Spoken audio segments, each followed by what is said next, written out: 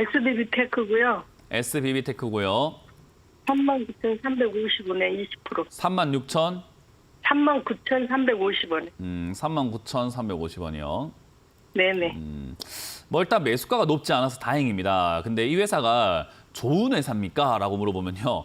글쎄요. 일단 뭐 회사가 하고 있는 내용으로만 딱 본다면은 좋을 수도 있겠다라는 생각이 들긴 해요. 왜냐하면 네. 이게 이제 우리가 그 볼 베어링이라든가 이런 걸 만드는데 이게 볼 베어링이 어디로 들어가느냐 했더니 로보트 있잖아요. 로보트. 네네. 그 로봇 알고 팔이라든가 있습니다. 이런 데에 들어가는 뭐 감속기라든지 거기 관절이라든가 이런 데 들어간단 말이에요. 그래서 네. 그런 쪽에 들어가다 보니까 이게 로봇 관련주로 움직여가지고 최근에 이렇게 급등이 나오기도 했고 상장빨이라고 하죠. 상장이 되다 보니까는 신규 상장주라도 보니까는 인기가 있어가지고 이렇게 급등이 나왔었어요. 그러니까 결국 로봇 관련주 플러스해서 반도체 장비 업종이기도 하고 디스플레이 장비 업종이기도 하다 보니까 로봇 관련주에다가 상장빨까지 해서 과거에 이렇게 급등이 나왔었는데 그러고 난 다음에는 사실 이 회사가 좋은 회사인가라고 해서 한번 재무제표를 딱 살펴봤더니 어떠냐 했더니 돈을 한 푼도 못 버는 회사예요. 와. 그러니까 돈을 한 푼도 못 벌고 있는 돈 다 까먹고 있는 회사라고 생각하시면 돼요. 뭐 물론 회사가 뭐 적자 날 수는 있거든요. 네. 저는 회사가 적자 나는 거를 무조건 나쁘다고 생각하지는 않아요. 적자 날 수는 있는데 문제는 뭐냐면 이렇게 매출까지 감소되는 그런 기업들을 돈도 못 버는데 매출도 줄고 있다? 그러면은 자기가 판매 자체를 아예 제대로 못 하고 있다는 걸 뜻해요. 그러니까 네. 매출이 증가하면서 적자가 나는 기업들은요. 점유율이라고 하죠.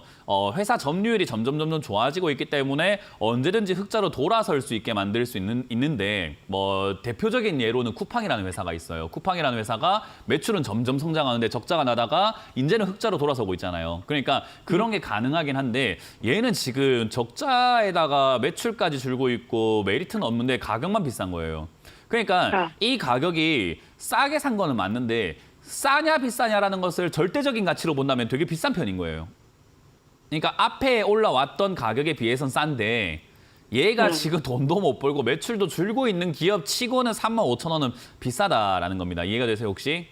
네네. 그래서 이 자리는 우리가 흔히 말하는 로봇 테마라든지 반도체 장비 테마라든가 이런 게 살아있으면 반등이 나갈 수 있는 눌림목이라고 생각하시면 되고요. 이 눌림목 자리에서 저점을 깨고 내려가게 된다면 눌림목 따위가 아니라 그냥 내려가게 되는 계단식 하락의 전조 증상이 될 수밖에 없는 거예요. 그러니까 밑으로 빠지면 들고 가면 안 되는 기업 중에 하나가 바로 SBB테크가 되는 거죠. 결국 밑으로 빠졌을 때 어디를 기준으로 잡을 것인가. 일단 3만 원짜리가 지난번에 내려왔을 때 이 작년 10월에 저점을 만들었던 자리거든요.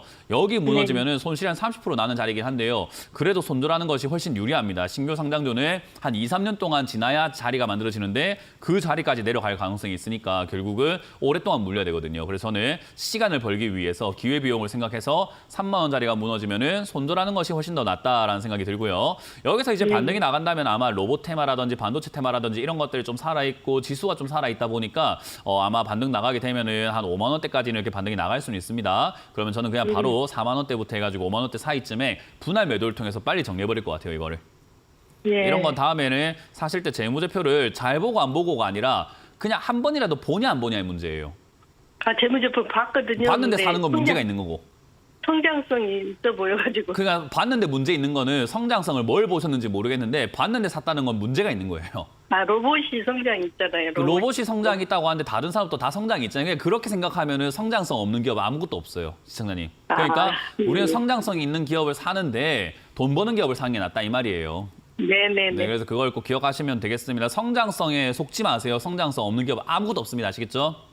네네. 네, 고맙습니다. 너무 감사합니다. 네.